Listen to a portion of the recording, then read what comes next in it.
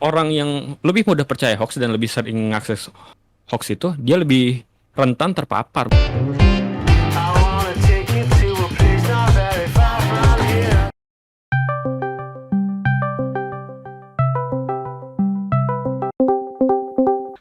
Oke, balik lagi ke konten Upself yang kita udah jadi namanya official kan ya, Upself Apa? Case. Oh udah official nih official. Udah official ya. Kemarin kan masih tanda tanya. Sekarang udah official. Tahu. Hari ini kita mau ngebahas tentang sesuatu yang gua rasa cukup penting tapi kadang orang tuh suka mengabaikan gitu Apa tuh? dan gak jadi prioritas. Tentang alasan kenapa sih orang-orang lebih mudah percaya dengan berita hoax atau berita bohong dibandingkan dengan berita-berita yang lebih faktual gitu, yang lebih faktual gitu. Padahal dari segi kemudahan, kalau segi kemudahan akses informasi itu kan kita di zaman yang sudah terkoneksi dengan internet ya. Nah, itu tuh seharusnya akses untuk mendapatkan informasi yang akurat itu bisa kita dapatkan. Tapi kenapa orang lebih suka atau lebih percaya sama berita yang akurasi atau apa sih disebutnya? Kredibilitasnya itu yang sudah teruji gitu tuh orang tuh malah nggak begitu dapat gitu. Kenapa ya? Nggak tahu deh. Tapi baru sebelum kita ini kenalan dulu lah, lu siapa? Gimana nih Kak nih? Kenapa sih orang lebih suka percaya sama berita hoax gitu? Padahal akses informasi itu udah lebih mudah gitu. Harusnya kan orang udah bisa lebih gampang gitu kalau nyari berita-berita yang lebih faktual. Soalnya ini sih mungkin ada satu ini ya yang biasanya ada nih Mas Yuri. nggak ini sih gua nggak bisa ngasih gambarnya, cuman yang gua rasa sih mayoritas orang setuju itu yang grup keluarga. Betul.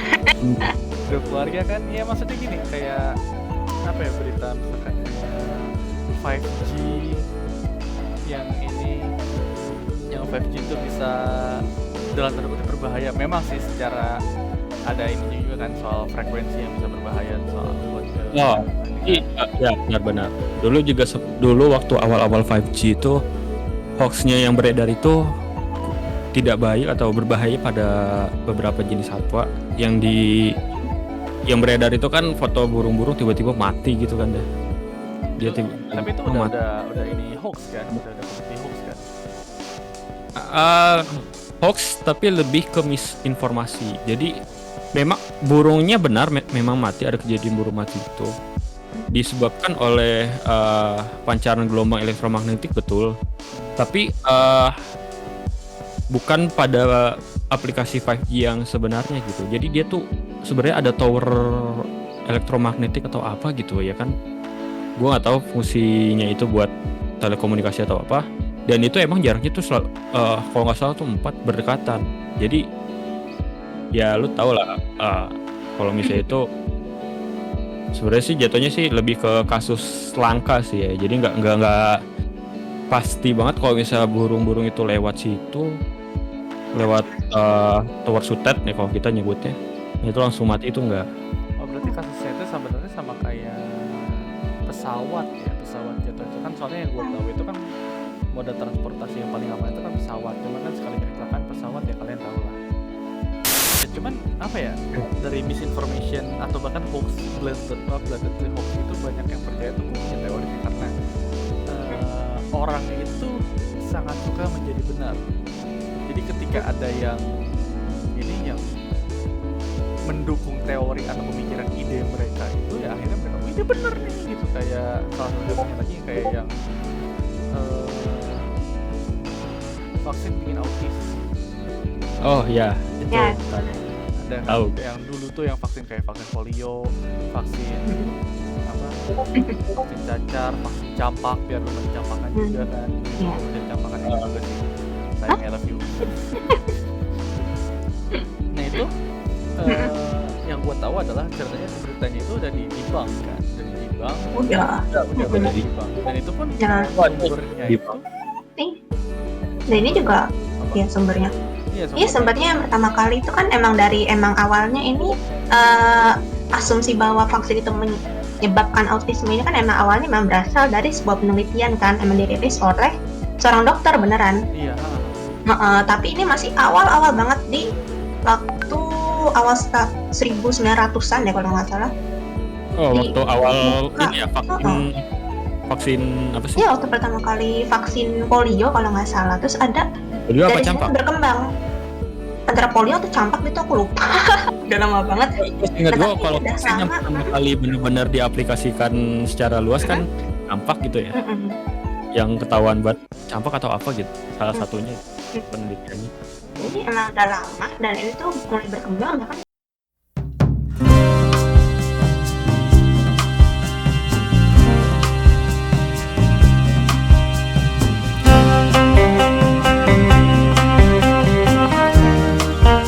kali bikin papernya itu yang itu udah dicabut sebenarnya izin kedokterannya dan itu udah nggak boleh lagi praktik istilahnya atau rilis paper ilmiah lagi dalam lapangan kesehatan itu nggak diperbolehin lagi. Tapi meskipun kayak gitu, meskipun udah dibilangin kalau ini papernya dia udah terbukti nggak ada basisnya terhadap sains, orang tuh masih tetap aja gitu percaya.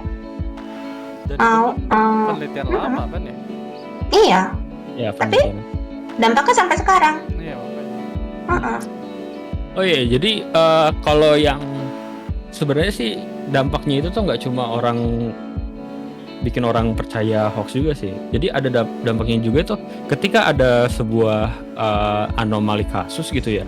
Orang jadi menganggapnya itu wah, misalnya nih kalau kita tuh ininya KIPI gitu kan. Kalau vaksin itu kan efek sampingnya KIPI kan ya. Ketika ada satu orang KIPI tuh dia beranggapan, oh ini vaksin ini gagal, ini nggak berhasil, nggak ini punya efek samping yang berbahaya gitu. Padahal kalau kita lihat dari segi statistiknya gitu kan, satu orang KIPI itu paling di antara 1 juta pasien yang disuntik dosis vaksinnya gitu. Nah ini kan yang terbarunya kan di vaksin apa sih gue lupa, yang biasanya itu tuh Pfizer apa AstraZeneca gitu. Kalau di luar sih kayak itu yang sampai kalau dulu tuh sempat ada yang sampai meninggal juga ya. Padahal kalau misalnya diteliti lagi ternyata emang penyebab utamanya itu bukan vaksin. Ya karena alergi vaksin atau reaksi terhadap vaksin yang kalau misalnya orang lain mah belum tentu mengalami juga kan.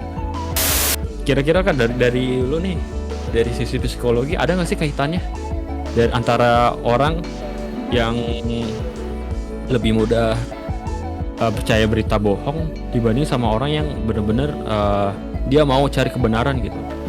Dia mau cari tahu, kalau misalnya dia dapat berita tuh dia cari tahu dulu gitu. Kira-kira dari sisi psikologi tuh ada nggak tuh?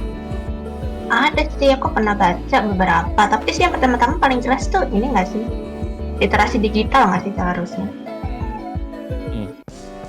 Kayak kemampuan orang itu mencerna informasi yang mereka dapat secara elektronik. Iya, iya sih. Iya. Sebenarnya kalau bisa dibilang kemampuan sih sebenarnya kita mampu. Mampu. Iya, sebenarnya kita mampu. Tapi kalau dilihat lagi ya sebenarnya kadang di orang-orang yang kita anggap itu secara otaknya itu dia mampu memproses informasi gitu, kadang juga masih kecolongan gitu. Iya sih. Sebenarnya dulu aku pernah gitu baca paper kalau ternyata tuh kita tuh apa ya? Meskipun kita literasinya tinggi, kita tuh bisa tetap kecolongan tergantung bagaimana informasi itu disampaikan. Kadang kita lihat ya kalau misalnya kalian ada di grup WA, kalian bisa tahu lah kayak kelihatan gitu mana yang kayak oh beritanya kayak palsu banget itu, kayak tahu kan yang tulisannya kayak jelek gitu, banyak tiponya, terus spasinya nggak benar, kayak presentasinya tuh kayak jelek gitu, kayak kita tuh bisa itu termasuk gampang, termasuk mudah untuk diidentifikasi. Kayak kita langsung tahu oh ini kayaknya nggak kredibel, nggak ada linknya, nggak ada headernya, nggak ada apa ya namanya, Delivery yang jelas gitu loh.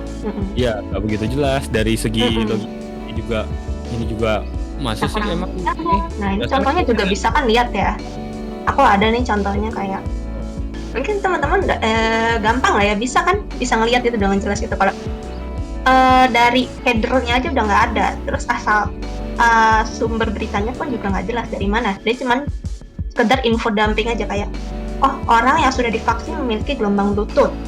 Bagi yang sudah divaksin bisa coba dites. Caranya, jauhkan seluler atau jaringan sekitar yang ada jaringan Bluetooth, kemudian nyalakan browsing Bluetooth.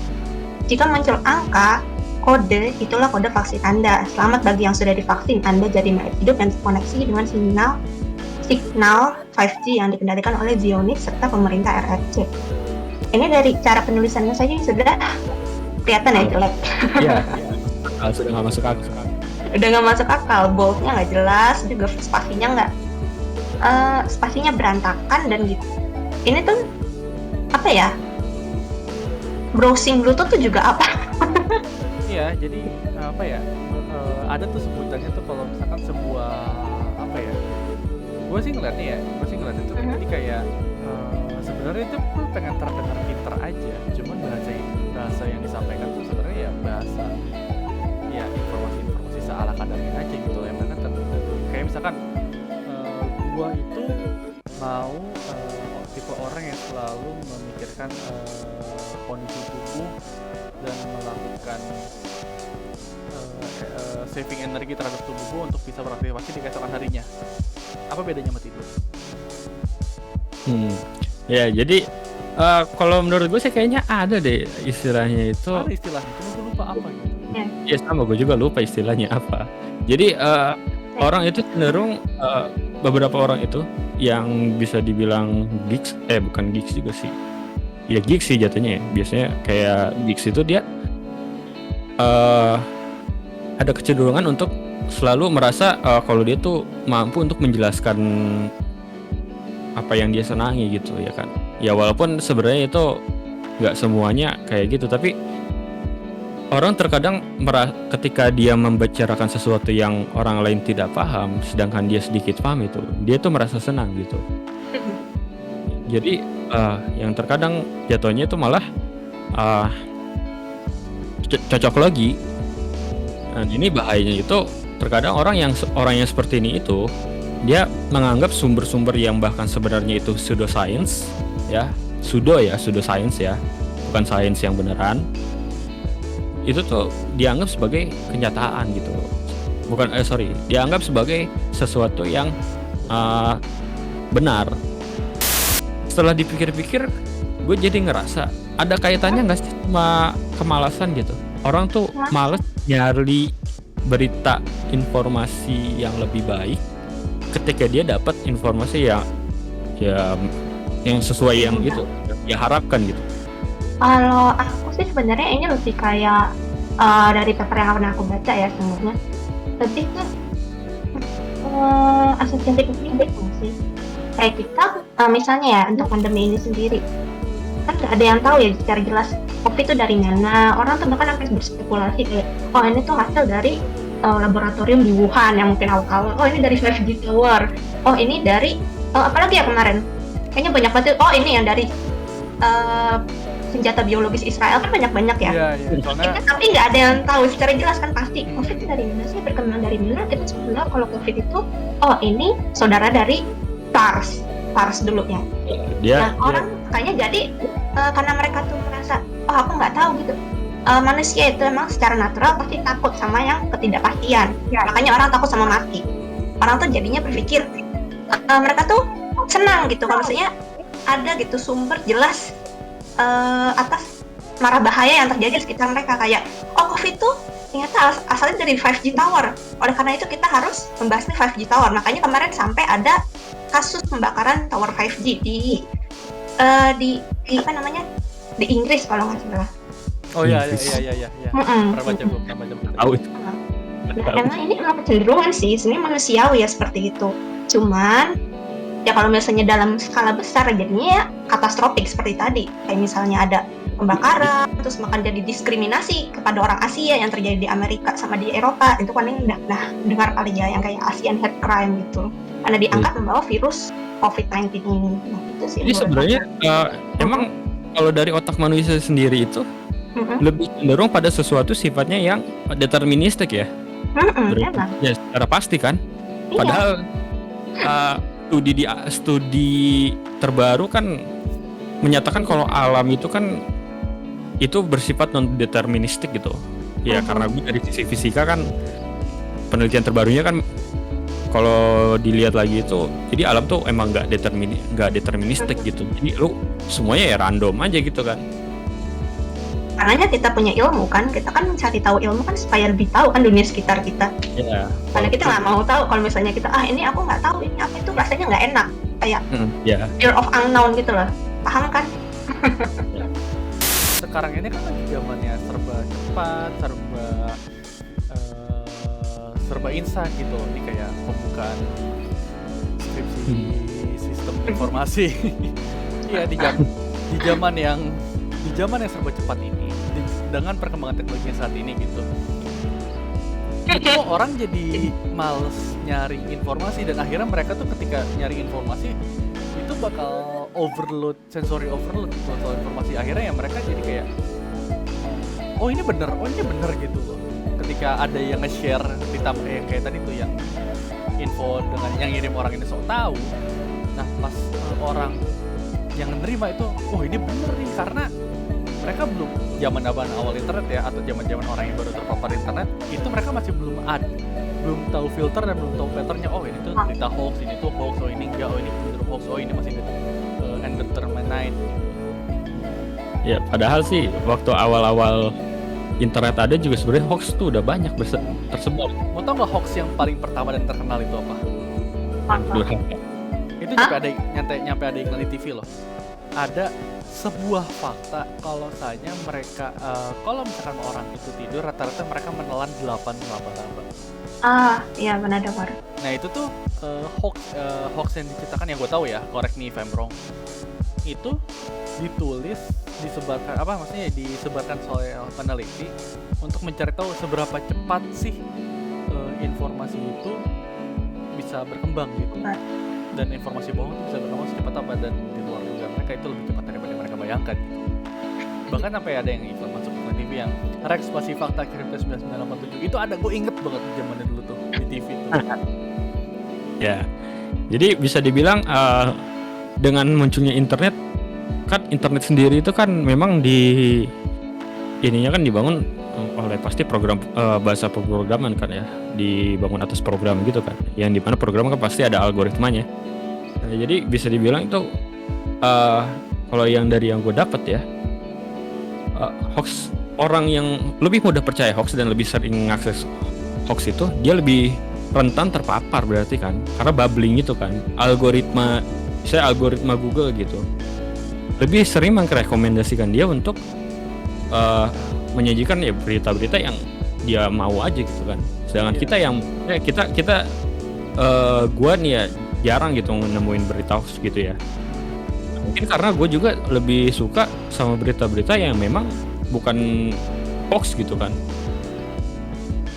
Bahkan juga kalau misalkan nih, karena internet sekarang itu kan sudah mulai bagus gitu kan, grouping berdasarkan ngikutin sejarah apa dengan keyword yang sama, bisa gua atau misalkan ini tuh dengan keyword yang sama hasil pencarian itu berbeda gitu. Bahkan dengan keyword yang sama gitu. Cuman sekarang jadi pertanyaan adalah apakah orang Indonesia itu masih belum siap dengan internet bahkan dengan sampai saat ini? Mungkin kayaknya itu untuk pertanyaan di lain kesempatan ya. Jadi mungkin kayaknya untuk konten kali ini segini dulu kali ya. Boleh. Boleh. Biar nggak terlalu panjang. Di continue. Gue juga bosan juga kan nggak dengerin kita. Iya, meskipun sebenarnya jawabannya belum terjawab sih yang kenapa orang mungkin itu bakal jadi pertanyaan di lain kesempatan, dimana kita harus mengundang ahli yang lebih konsen di bidang seperti itu ya, yang dia meneliti tentang informasi. Oke, mungkin untuk konten kali ini di Upselfcast segini aja dulu. Gua Aga, gua Reza, gua Eka. Kita pamit dulu. Sampai jumpa di Upselfcast selanjutnya.